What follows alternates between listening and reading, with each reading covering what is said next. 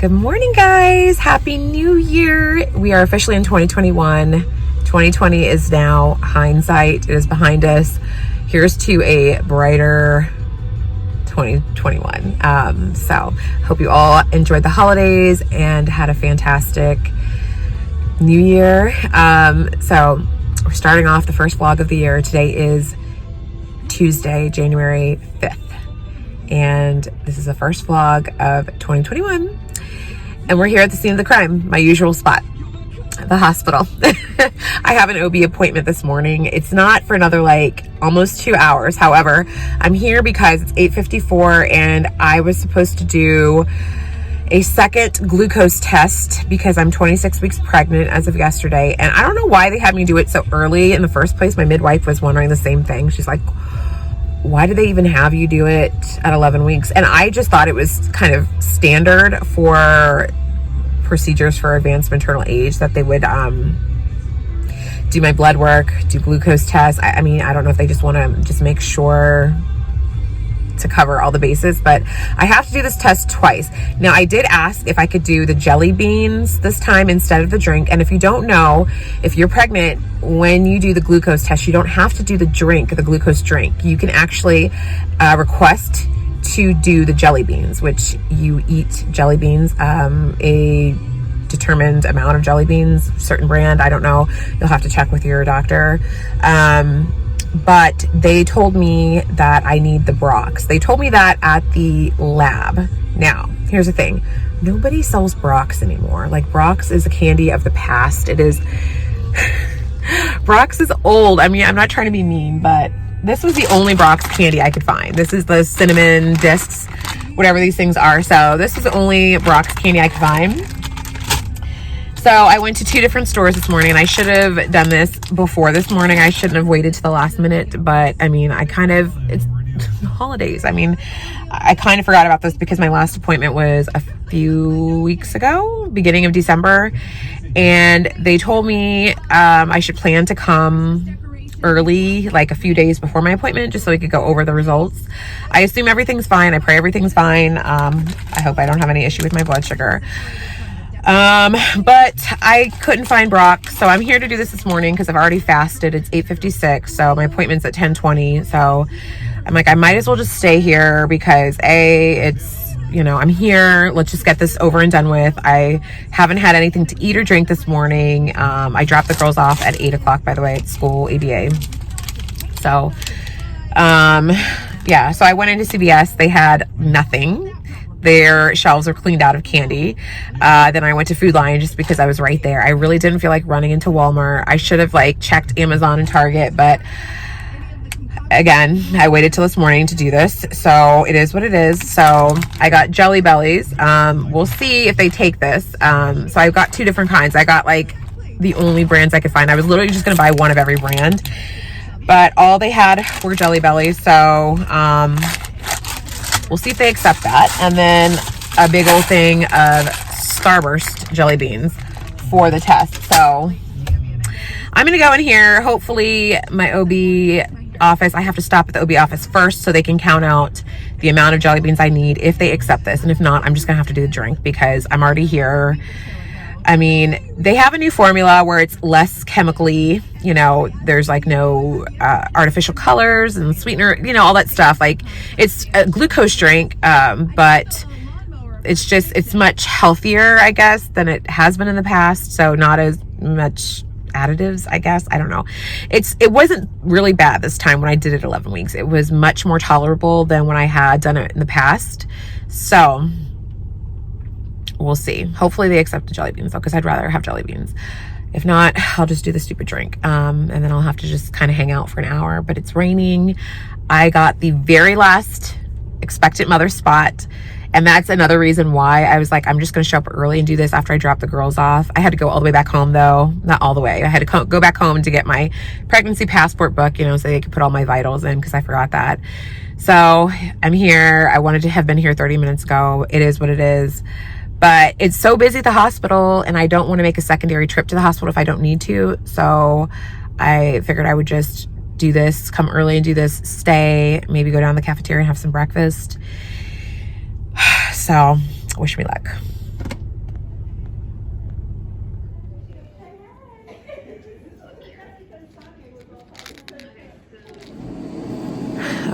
they approved my jelly beans. So they had me come to my appointment first because the time was going to lapse into my appointment. So I'm starving. I have not had my glucose test, so I'm gonna have to do that after this, but luckily they're seeing me a little bit early.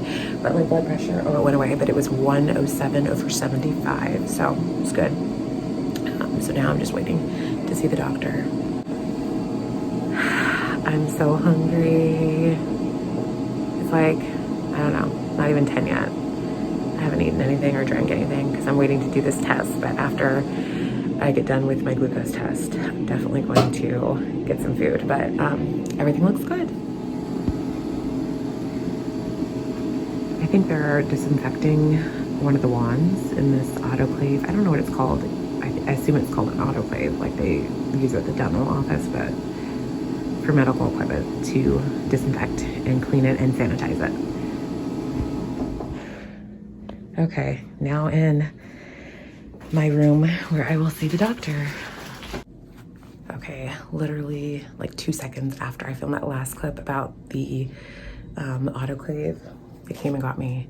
So it's time for my appointment. So they're seeing me like a whole 30 minutes early, which is awesome.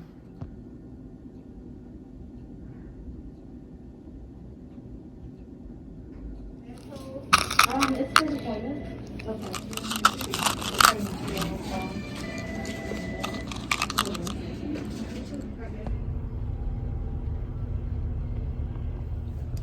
Okay, I'm back in my car. It's 10:24. I have to wait an hour. If you guys are familiar with the glucose test during pregnancy, you either drink the drink or do the jelly beans as I did in this case. And you have to wait 1 hour for your blood draw. So that went a little differently. So my appointment actually was supposed to be right now at 10:20, but because when I got there and by the time the nurse had counted out the jelly beans and by the time they gave them back to me, because they didn't do it right away. I was sitting for like a good 10 minutes, or maybe even more. By the time they gave it back to me, it was already like 9:20. So they didn't want to keep anybody waiting because obviously there's, the mornings are pretty busy. So there's steady appointments happening and the doctor needs to see everybody on time. And so they just had me check in for my appointment early first and just see the doctor first and then go do the glucose test, which means I was starving. I was not feeling, I was fine. Like if this was first trimester, there's no way I could have made it. I would have felt so sick. But I was fine. I survived. I'm starving though. So I went to my appointment, and the reason I went to see a doctor this time, if you guys aren't familiar, I did have a cesarean birth with both of my girls. The first time, because I labored and everything was fine, but there was an arrestive descent on baby. So Paisley stopped coming down, and so just couldn't get through. And so we had to go the C-section route. And then with my second pregnancy, I just did a repeat because based on the tendency of your second baby to be larger, and after talking with my midwife, I just felt more comfortable with just doing a repeat. I didn't want to run into the same issue. Now, the appointment with the doctor today was to discuss the possibilities of a VBAC. And so after talking with him, and his words were, I don't love the history of the fact that your first baby didn't descend. So he's like, we discussed things, and he's like, it's up to you. I can't make the decision for you. There are obviously risks involved with both. He did go over the risks of, a VBAC. Of course, rupture being the biggest risk. They say it's only like a 1% chance, but it also doubles with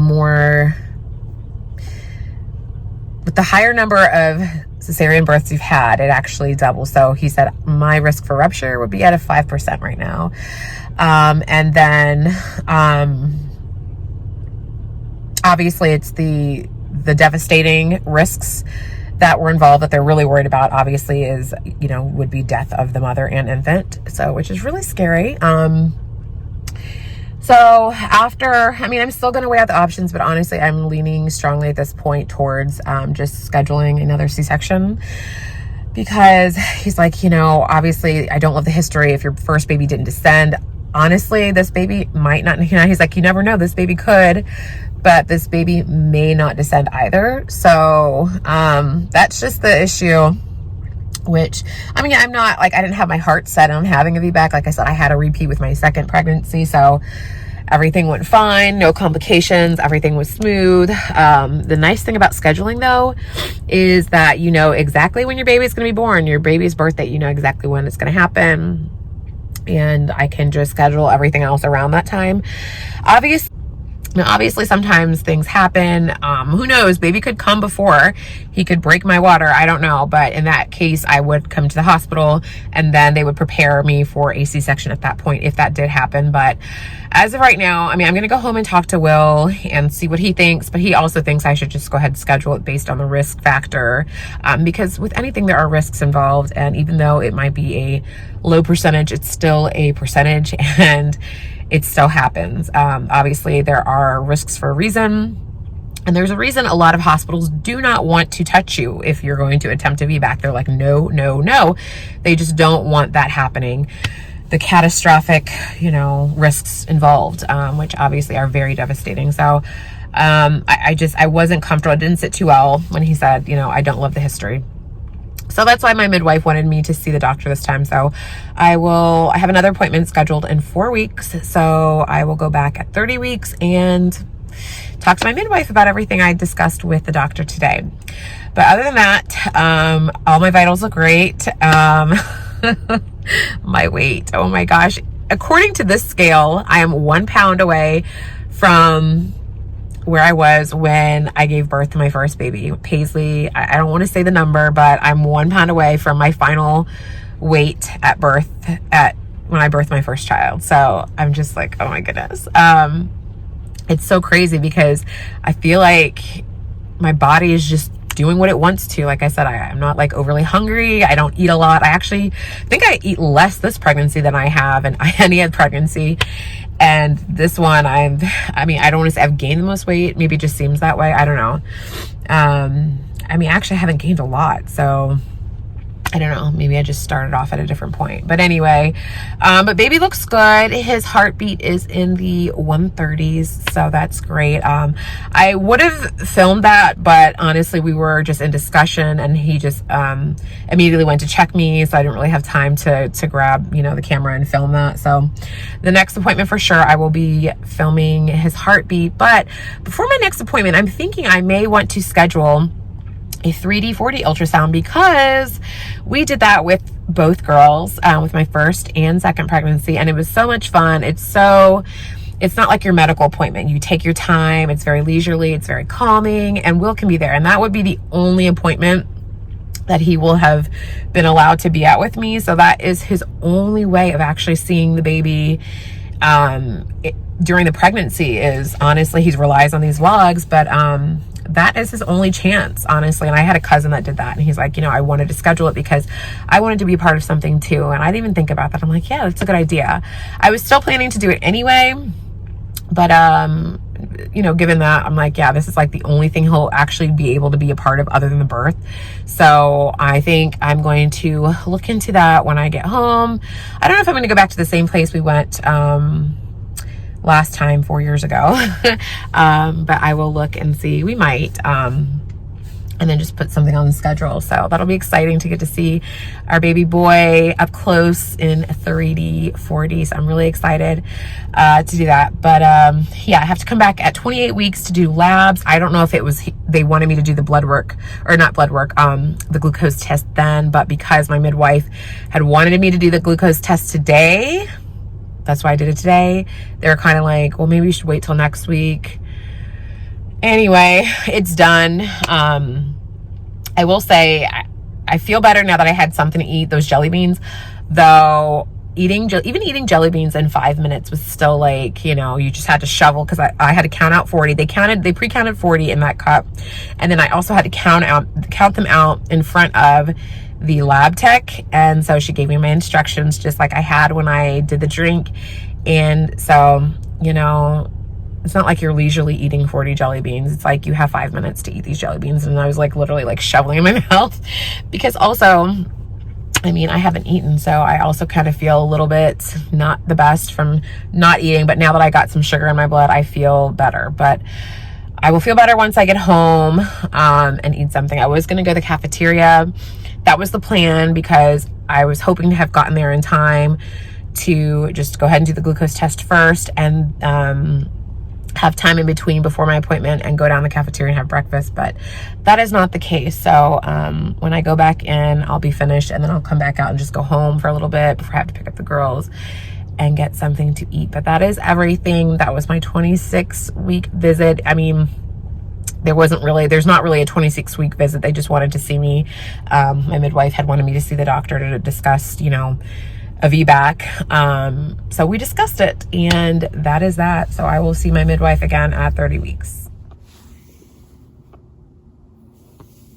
Okay guys, I am back home. It's been a couple of hours since I got back home.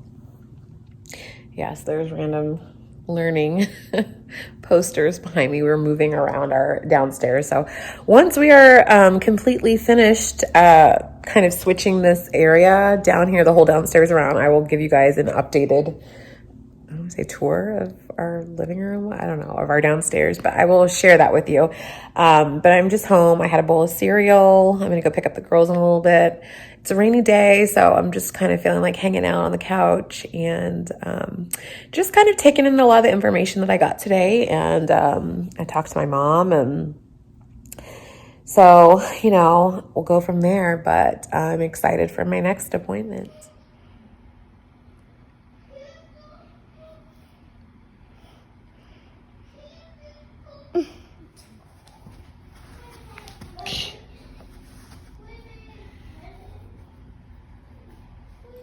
Hey guys, so I'm just trying to find a comfortable position to sit in because I'm having a ton of Braxton Hicks and I've been experiencing Braxton Hicks for a few weeks now, actually. I mean, being honest, actually, probably since week 20, maybe even 19, but more intensely or more so in the last couple of weeks.